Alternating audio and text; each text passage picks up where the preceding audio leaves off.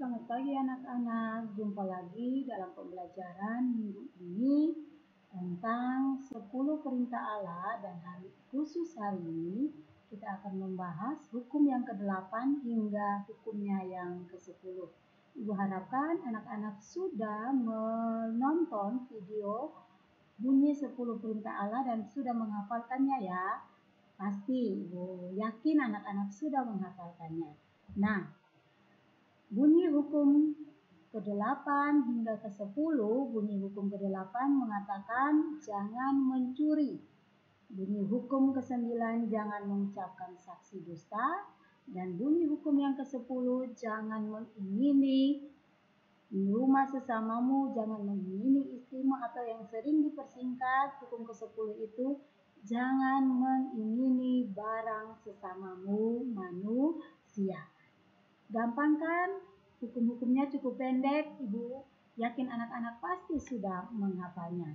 Nah, kita pindah pada makna. Makna dari hukum ke-8, jangan mencuri.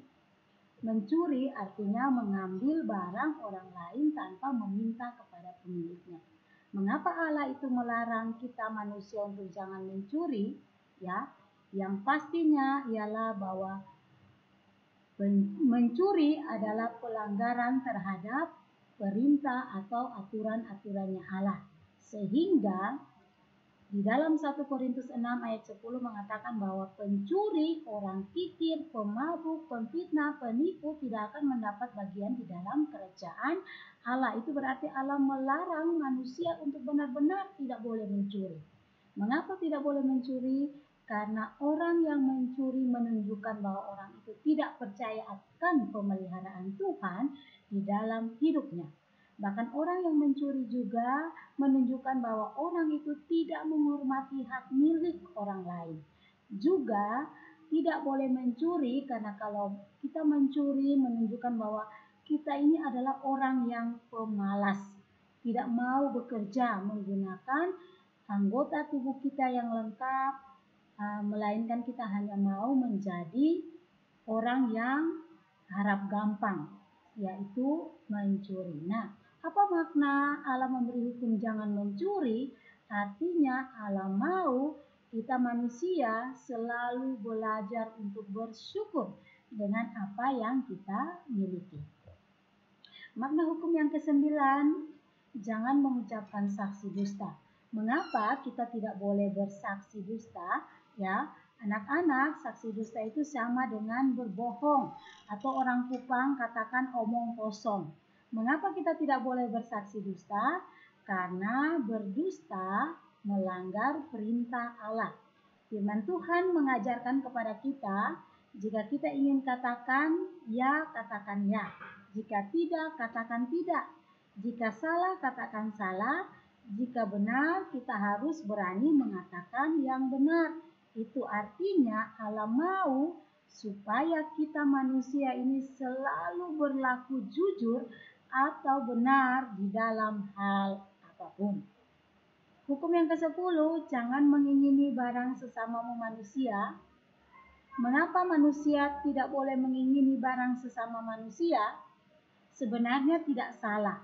Manusia boleh mengingini apa saja, asalkan segala yang diinginkan itu dibangun oleh dasar yang benar, yaitu takut akan Tuhan, dan keinginan untuk memperoleh sesuatu itu diperoleh melalui cara yang benar, seperti bekerja keras, menggunakan tenaga kita sekuatnya, bukan mencuri atau korupsi. Jadi Allah tidak pernah melarang manusia untuk mengingini segala sesuatu, asalkan segala sesuatu yang diinginkan itu dilakukan dan didapat melalui cara yang benar. Oleh sebab itu, hukum ke-10, jangan mengingini barang sesamamu manusia.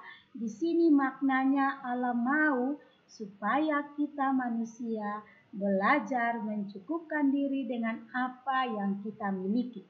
Dan tentunya kita harus selalu bersyukur, karena orang yang bersyukur menunjukkan orang itu selalu merasa puas dengan keadaan atau apapun yang ia miliki.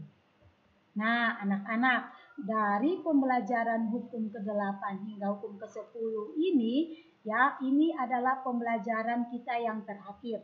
Maka Ibu dapat simpulkan dari hukum 1 hingga hukum ke-10 ini, Allah mau memberikan hukum-hukumnya kepada kita, yaitu 10 perintah Allah, karena Allah mau untuk mengatur hidup kita manusia agar tetap sesuai dengan kehendak Allah. Dan juga di dalam menjalani kehidupan tentu semua manusia tidak sempurna melakukan seluruh hukum Allah. 10 perintah Allah ini tidak mungkin dilakukan sepenuhnya karena kita manusia terbatas, kita manusia berdosa. Hanya Allah yang sempurna yang dapat menggenapi melakukan 10 perintah itu. Oleh sebab itu, Ibu Yeni harapkan ajarkan kepada anak-anak, mari kita terus tetap tinggal di dalam Tuhan seperti pokok anggur yang melekat pada rantingnya, sehingga kita dapat melakukan 10 perintah Allah itu setiap hari semakin sempurna. Demikian pembelajaran kita hari ini, sampai ketemu minggu depan.